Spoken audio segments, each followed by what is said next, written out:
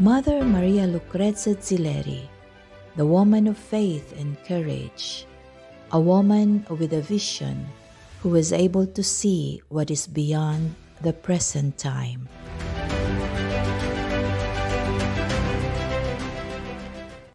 Continuation of the series of the biographical notes of the servant of God, Madre Maria Lucrezia Zileri.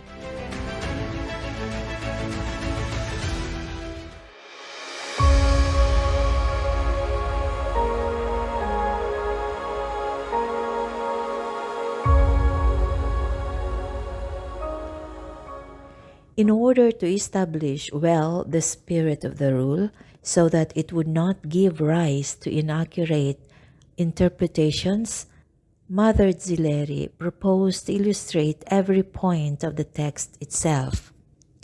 Consequently, after having fervently prayed and made people pray, she gathered her counselors, superiors, and assistants of the different communities under the guidance of the Reverend Father Riviera.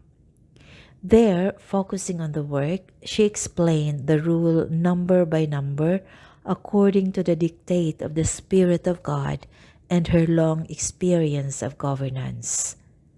Then she sent the manuscript to Rome to Reverend Father Corrado, who years earlier had examined the rules. He approved and appreciated it.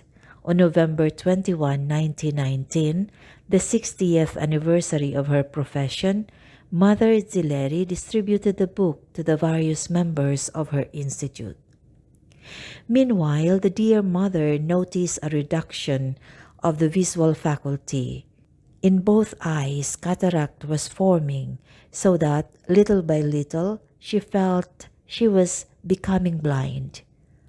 Calm and serene, she took an action by appointing Mother Maria Agnese Choya as Vice Prioress General. Her daughters fervently prayed. After 2 years, at more than 70 years old, Professor Saltini removed the cataracts in her eyes, and the dear patient got back her sight and she was able to carry on her usual tasks.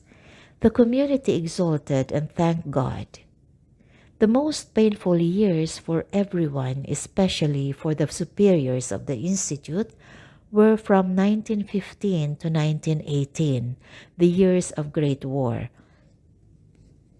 The good mother, with calm trust, assiduous prayer, and with hard work, guided her small ship through the storm. With recommendations and letters, she exhorted her daughters to prayer, penitence, prudence, and mortifications of curiosity in order not to gather or spread the news. In Collecchio, Modena, Milan, she encouraged good initiatives to be carried out for the families of those recalled to war, for the refugees, for the wounded, initiative for the parcels for the soldiers, for portable field altars. In Parma, a part of the college was used as a Red Cross hospital. In Collecchio, a kindergarten was opened for the children of the soldiers. Then, the house was first transformed into a hospital for sick people affected by malaria. Therefore, an isolation hospital to which Mother Zileri, with generous heart, allowed her Ursuline daughters to take the direction and assistance, who then became Sisters of Charity. They remained fearless in the midst of pneumonic plague, and in the midst of the dying, they did immense good there, not only for the good of the bodies, but also of souls. The dear mother herself went there frequently.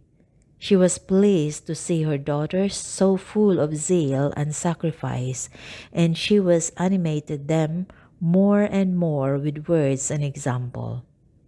Sometimes with her own hand she served food to the sick while uttering good words of comfort and hope for all.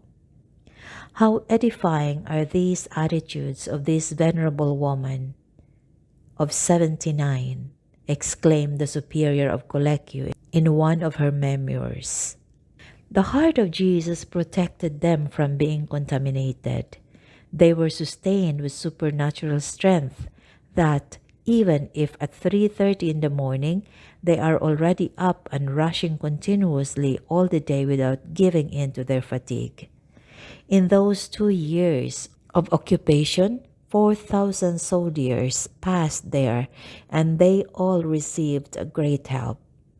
The holy sacrifice of the Mass was celebrated in 4 different rooms with the purpose of giving the possibility to general communions, and almost no one refused the sacraments.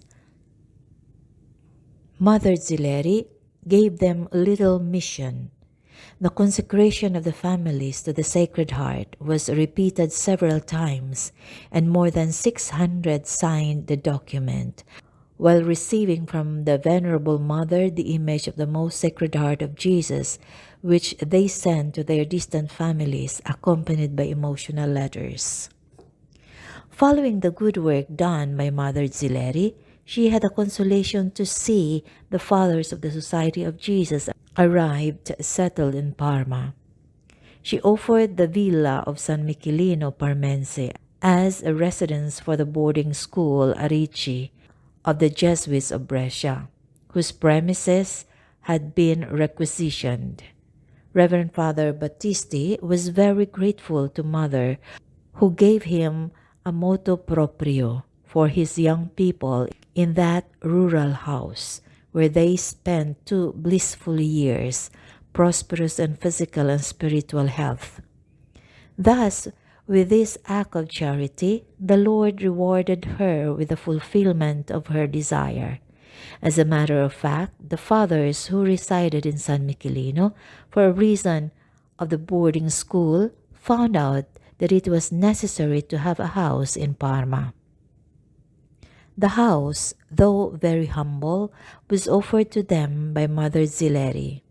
Since November 21, 1916, the Fathers were operating in the beautiful church of San Rocco, carrying out an immense good for the benefit of the souls.